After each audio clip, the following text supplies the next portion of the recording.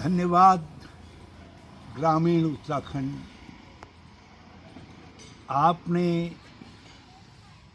कांग्रेस को प्यार दिया, अपार समर्थन दिया और भाजपा को लगभग रिजेक्ट कर दिया। मैं लगभग रिजेक्ट करने की बात इसलिए कर रहा हूं क्योंकि कई क्षेत्रों में भाजपा के विधायकों के भाई, रिश्तेदार और उनके खासम खास लोग चुनाव हारे। ये रिजेक्शन है सत्ता का, जो अहंकार में थी कि हमने तो सारी नगर निगम जीत लिए और अब हम क्षेत्र पंचायतें और जिला पंचायतें भी जीतेंगे। लोगों ने कहा नहीं। कांग्रेस के जो घोषित उम्मीदवार थे उनमें से 60% से ज़्यादा लोगों के जीतने की खबर आ रही।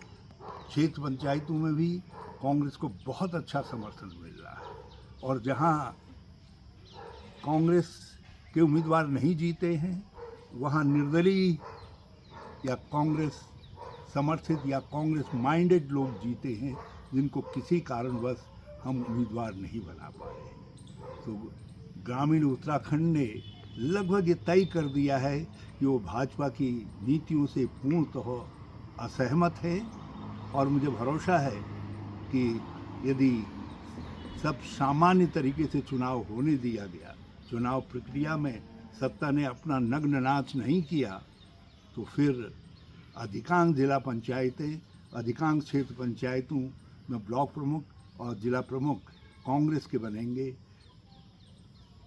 जिस तरीके से पंचायती लोकतंत्र की भाजपा ने निरंतर अवहेलना की हत्या करने का काम किया, जनता ने, ग्रामीण जनता ने उसका बदला ले लिया। जो उनकी नीति है झूठ, लूट, फूट की, उसको रिजेक्ट कर दिया है। लोगों ने कहा भ्रष्टाचार नहीं चलेगा, बेरोजगारी, पलायन, महंगाई, ये जो सर उठाती हुई समस्याएं हैं, जनता ने उनको देखा है। मैं इस बात से इसलिए ज़्यादा उत्साहित हूँ कि जनता ने पहली बार अपने को देख करके बहुत समय बाद वोट दिया है, किसी और की तरफ देख करके नहीं दिया है। और हमें भरोसा है कि जनता की यही सोच 2027 तक भी कायम रहेगी और कांग्रेस को सत्ता में लेकर के आएगी। धन्यवाद। कांग्रेस के पक्ष में जनता ने भारी मतदान किया है।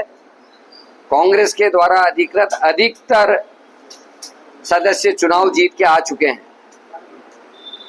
जनता का ये मैंडेट भारतीय जनता पार्टी के खिलाफ है और भारतीय जनता पार्टी अब किस तरीके से धन बल और बाहुबल का इस्तेमाल करके जनता के मैंडेट को चेंज करने की कोशिश करेगी, इसके लिए हम लोग तैयार हैं, हम लड़ेंगे।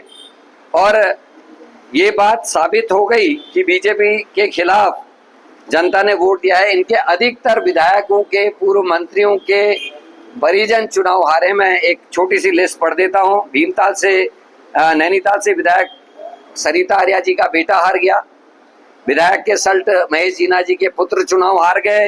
बद्रीनाथ के पूर्व विधायक और पूर्व मंत्री राजेंद्र भंडारी जी की निवर्तमान जिला पंचायत अध्यक्ष चुनाव हार गई।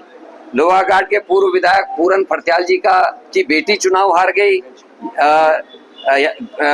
कैलाश गहतोड़ी जिन्होंने मुख्यमंत्री के लिए सीट छोड़ी थी, उनके परिजन चुनाव हार गए। नैनीताल से निवर्तमान जिला पंचायत अध्यक्ष बीना तोलिया जी चुनाव हार गई। नैनीताल जिले के राम सिंह केड़ा जी विधायक जी, उनकी बहू चुनाव हार गई। दलीप रावत जी की, जो लैंसडाउन के विधायक, उनकी पत्नी चुनाव हार गई। सौरभ बहुगुणा जी के विधानसभा क्षेत्र में 6 जिला पंचायत सीटें, उसमें से 4 हार गए। तो ये अपने आप में साबित, अब खुद महेंद्र भट्ट जो भारतीय जनता पार्टी के अध्यक्ष, वो अपना वार्ड हार गए। उनके जनपद में उनका जिला अध्यक्ष हार गया। उनके जनपद में पूर्व मंत्री राजेंद्र भंडारी जी की पत्नी हार गई।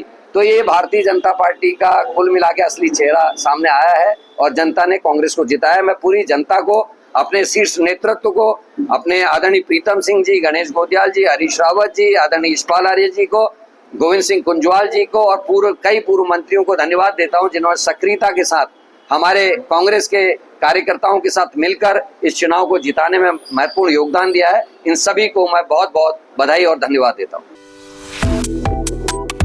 Subscribe to One India and never miss an update. Download the One India app now.